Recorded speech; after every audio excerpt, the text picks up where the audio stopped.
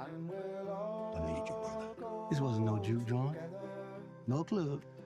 This here is a slaughterhouse. We family.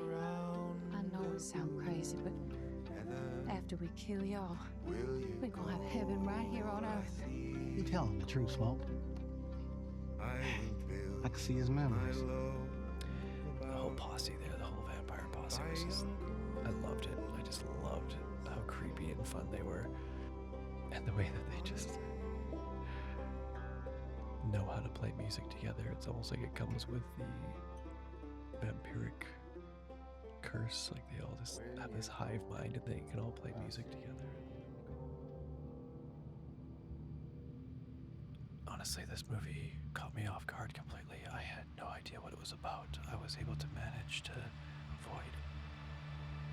avoid all trailers, all spoilers, and I just walked into this not having any clue about it, and I just really thought it was so much better for that.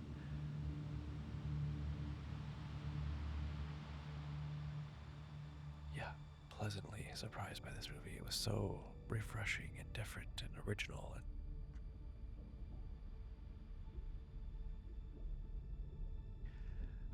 cast was amazing. Michael B. Jordan.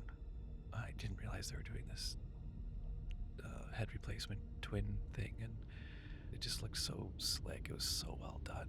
The double Michael B. Jordan. It was really cool, and he did a really great job of this. He was really interesting. The way he played the characters differently was great. You know, one was a little more wild, one was a bit more subdued, and yeah, Michael B. Jordan absolutely crushed it. The lady that played his girl there, Wunmi Mosaku, the one that lost the baby, she was great. She had such a gravitas to her. It was just, she was so serious, and I know she felt very believable and lived in, and just didn't question her character's existence at all. I thought she was fantastic. I'll trade you. I don't want your money. Don't be stupid now. I ain't stupid. Your money come with blood. All money come with blood, baby. Not like yours. Another a standout for me as well is Haley Steinfeld. I love her. I think she's so good. I just adored her in True Grit. I think she's so clever in that movie. They tell me you're a man with true grit. The way she portrayed that, she was so young, and she just like nailed this performance. I feel like it was, I don't know, I feel like it's an underrated performance. Yeah, she kind of floored me in True Grit, and I always get excited to see her, and she's always solid. And she was, again, incredible in this. I thought she was so fun as a vampire as well. Just every line she delivered had charisma, and she was bringing something to it. I don't know, I feel like some of the lines she said could have come off a little cheesy given the wrong performance, and you know, when she's like, "You're all gonna die tonight," it was you know, and she was wearing that white kind of like pale rose dress, and I was like, oh, you know what, that would look really cool covered in blood. And then it happened, and I was like, yes, people look cool when they're covered in blood. Oh, what's the guy's name that was the lead vampire guy? Took me a minute to recognize him. I was like, where is it? Where have I seen this guy before? I was like, he's so familiar to me. And then I realized it was the guy from Unbroken, that movie directed by Angelina Jolie. It was quite fun to watch him in this role. I didn't realize he had that range in him. And yeah, he really held it down. What's his name? Jack O'Connell. More of Jack O'Connell, please. Let's get him in more stuff. He's interesting. Yeah, there was just so many fun aspects to this film. Like this the build up to this like party that they're gonna throw. I thought that was so, I didn't understand at first what was happening. I was like, what is he saying? A blues party? And I just, once it clicked for me that they were just planning to throw this party, I was like, oh, this is fun. You know, I was like, darkness is coming, but I don't know how or why. And it was just kind of like jovial and fun. And having these guys that are like famous for being these ultimate badasses was really cool too. And everyone's like, "What? They're in town? Oh, you're back? Smoke? Is that you? Stack? No way, you in town?" It's just fun to see that. Man, when we get that hard cut to this wide shot of this little small townhouse, and we see the lead vampire guy like stumbling into frame, and he's like steaming, smoking, I guess, because he's burning in the sunlight. And I was like, "What is this now?" I like verbally exclaimed, "I'm like, who's this now?" And I was like, "What is going on here now? This is interesting." And the way he talks to the people at the door, and he's just like, I thought I could trust them, but they tried to kill me. They took my wife. Oh, God. I'm a coward, ain't I? Just don't let them hurt me no more. really convincing, like, "Please, I don't want them to hurt me anymore." And then the people show up, and I was 100% convinced that the people that showed up were the bad guys. Oh, I just think the vampire guy just sold me that he was actually being harmed. It didn't click for me that he was smoking and what that could have meant. And then they just leave. I love how that whole posse that was hunting him down just leave. We never see them again. I thought that was just a nice little layer to throw in there. And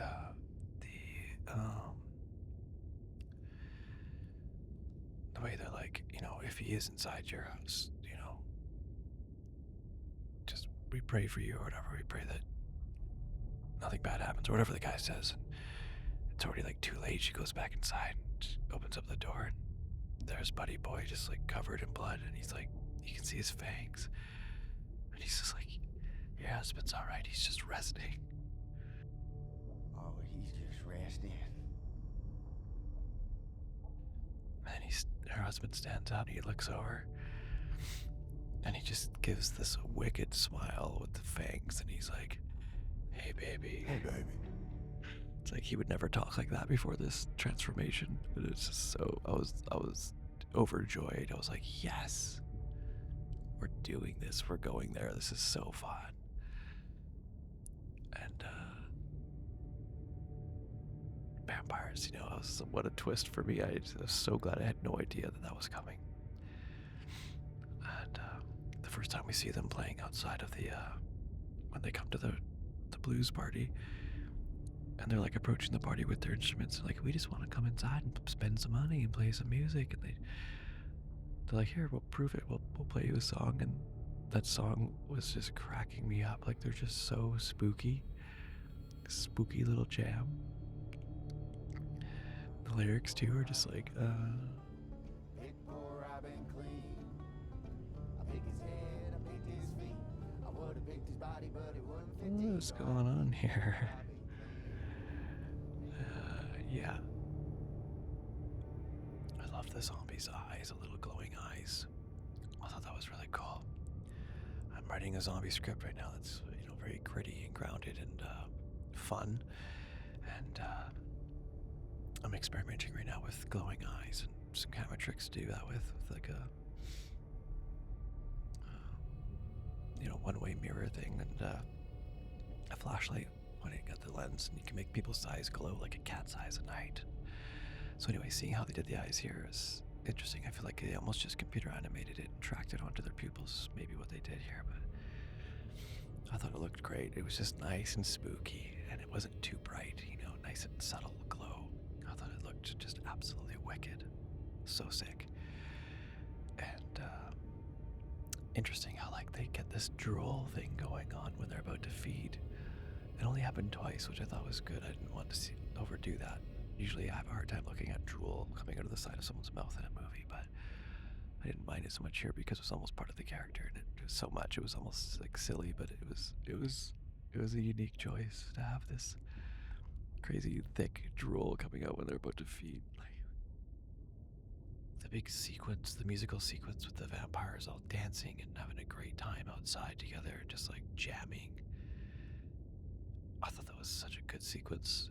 Is this movie a musical? Like, it's on that edge. I wouldn't say it's quite a musical, but I mean, if we call this a musical, then that's how I want my musicals. I don't want them full songs. I want them to be little tastes of songs here and there throughout the movie, but nothing but songs. You know, where you get that like, oh, okay, here comes another song. Let's get through this. You know, it's like the songs here were kind of part of the story. You know, like really incorporated into what was happening, and it was all like different styles of songs and different genres of music, and it was just really refreshing on that sense. Yeah, but that whole dance sequence there where they're all jamming and everything, and it ends with like all the zombies, all the vampires surrounding Jack O'Connell's character there, and he's just like surrounded with love, and they're all like swarming him. He's like looking up, and he's just like inspired and in awe, and he's just having a great time. He's having like the time of his life out there. I do like how the vampires are so positive about what they are, their choice. They're like a team or a family, you know. It's like better this way, you know. It's better this way. This is the way. Together. Forever.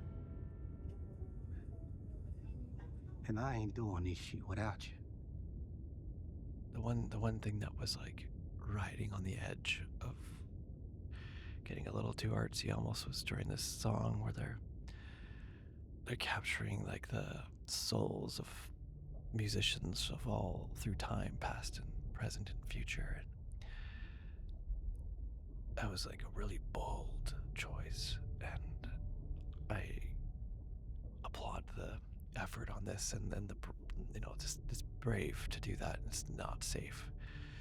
I thought it was a really risky move, and I think they pulled it off, but for me it was really riding that edge of like the electric guitar guy with the glasses and stuff looked so silly that it really came out of left field for me. I was like, whoa, what is going on?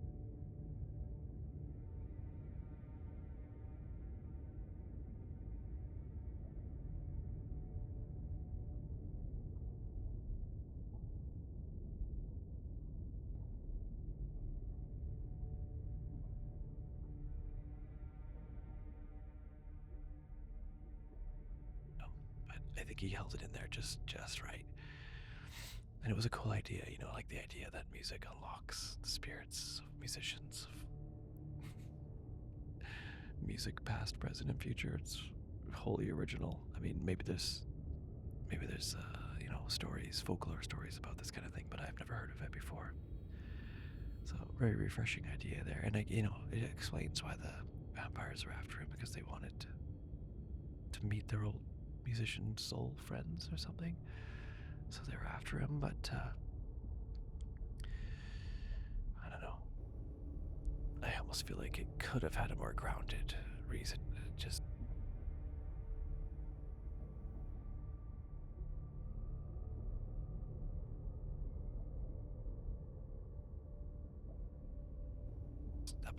that part will always stand out to me as this very big risk. But anyway, just thoroughly enjoyed pretty much everything about this movie. The music and just the cinematography, you know, when they're driving back and forth across these cotton fields, it had this almost like dream-like feel to it. It was like blooming kind of white lights, and it just, because they kept going across all these fields of these cotton fields, it almost felt like they were just everywhere. Like that was this world they live in. It's just nothing but cotton fields in this weird, like surreal kind of way.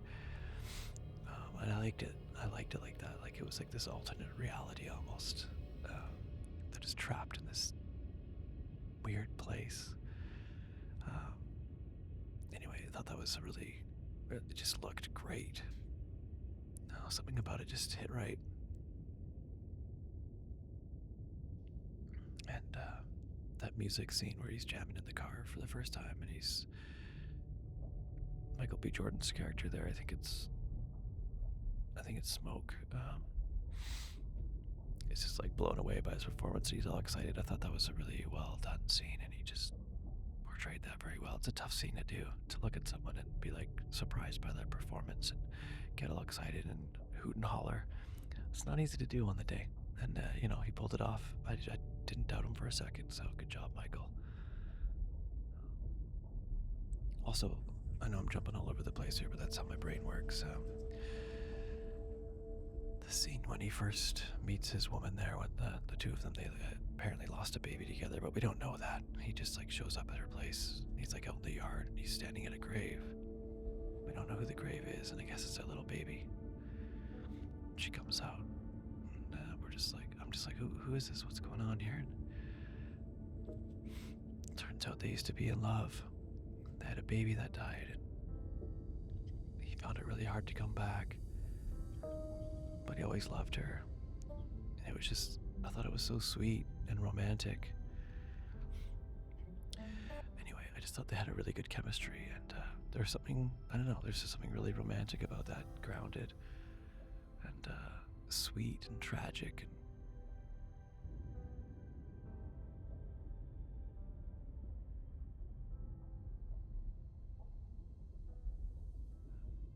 I did think it was a little bit silly how they all stayed out in the sunrise together there and they all burned up, but it's fine, it worked. It wasn't too awkward, but I was kind of thinking like, why don't they know that they're gonna die here? The one chick ran away, but the others just wanted to stay, I guess, anyway. And when he hit the guy in the head with the guitar and the metal thing went into the side of his head, for some reason that just felt a little bit strange to me, how it like went so deep into his head and perfectly. It was cool. It was really cool looking. So I'm not going to deduct any points there, but something about that just didn't quite feel right. I don't know, like it was almost too much damage by the power of the swing, that it looked like he didn't swing it that hard or something. What else did I really like? I really liked how our boy at the end there holding the guitar like couldn't let go of the guitar. He just couldn't drop it. He will never let go of the guitar, and he didn't drop the guitar for the rest of his life, it seems. It's like he was holding a guitar in like every moment of the movie almost. But I really loved how the credits just like cut to him as an old man, just crushing it as a famous blues musician, and I was like, what a nice ending. What a unique way. And he's got these claw scars on his face throughout his whole career. I was like, this is so cool. It also was interesting how at the end of the credits, the post-credits scene where the two vampires come into the club to meet their old friend, and he promised his brother that he would leave you alone and let him live his life. And I know, seeing those two together after like just coming out of the 80s into the early 90s, and their outfits were just perfect. It was just so different. It almost felt like it was getting a little long in the tooth there, but I still really enjoyed it. I still thought it was still really good. There was no problems with that, but I did sense a little bit like it was getting a little bit long in the tooth. Yeah, so this movie cost $90 million. $90 million. So far it's doing pretty good. You know, it's looking like it's gonna at least make $300 million, so you know, there's some good profit there for a film like this, and it's good news for people. It just, you know, it goes to show you create a good scary movie, well written, well acted, and people will go see it. You know, it's easier said than done, obviously, but it's $90 million. Doing a lot better than a lot of $200 million movies. I'm excited for his next movie now. Like, this guy's obviously getting a bit more like free reign now. He doesn't have to do what the studios are telling him, so let's see what he does next. I'm very excited. How old is this guy now? Yeah, he's 1 year older than me. Oh, sorry, he's 1 year younger than me, the son of a gun. 1 year younger than me, he's making perfect movies. Yeah, so he did like Black Panther 1 and 2. He did the Creed. Creed was great. Creed 2 was great. And Fruitvale Station, that's right, that was his big blow up. Fruitvale Station, I never actually saw that one. I gotta watch that now. Fruitvale Station. What score did that one get? Director Ryan Coogler was asked about whether he considered a potential sequel. Although it was an idea that he never thought about, the director elaborated on how he wanted to work on something original after having done many franchise projects. He then explained that his intention for the film was to feel like a full meal and would be a finished thing. I never think about that. I've been in a space of making franchise films for a bit, so I wanted to get away from that. I was looking forward to working on a film that felt original and personal to me, and had an appetite for delivering something to audiences that was original and unique. I wanted the movie to feel like a full meal, your appetizers, starters, entrees, and desserts. I wanted all of it there. I wanted it to be a holistic and finished thing. That was how I was asked all about it. That was always my intention. Nice. It did feel like a full meal. I did feel like I got my dessert. Ryan Coogler said that two of his biggest influences for the film were From Dusk Till Dawn and The Faculty, both directed by Robert Rodriguez. Oh, The Faculty. I like The Faculty.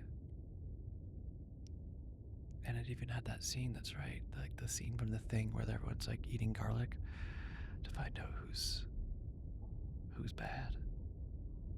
I was very excited when that scene happened. I was like, yes, we're getting another Among Us scene. Jack O'Connell signed on despite only getting to read the script once, as his character would be singing Irish folk music, a dream come true for the fan of the genre. Director Ryan Coogler was impressed by Miles Catone's audition tape from the very beginning. He was just in the dark, like he didn't turn his lights on. Coogler said something about that was like so intriguing. This kid looked like he was in his basement, like in between homework assignments, but he had this voice, a once-in-a-lifetime voice. But, yeah, love this movie. I'm very excited about it. Yeah, so I just wanted to talk a little bit about that, and, I don't know, what did you guys think of it? Okay, well, that's it for today. I hope you guys enjoyed the video, and you'll catch me in the next one.